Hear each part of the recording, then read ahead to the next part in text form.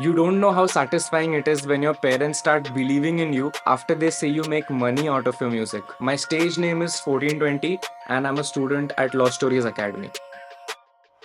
During my degree itself, I had started working with production houses, making music for short films, ads, and doing commercial live shows. While working in films, I realized even though people really liked my work, I personally felt there were some holes in my self learning. So I really needed a mentor to take my music to the next level.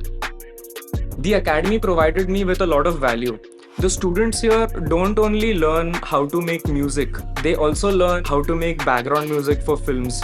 They learn the business aspect of music. They learn how to market their music, how to build their brand so that they can package their skills and put it out there. Imagine a studio filled with like minded people who all love making music. Obviously, crazy stuff is going to happen, right? So, if you are someone who's passionate about music and who wants to develop yourself as an artist, I really would recommend joining Law Stories Academy.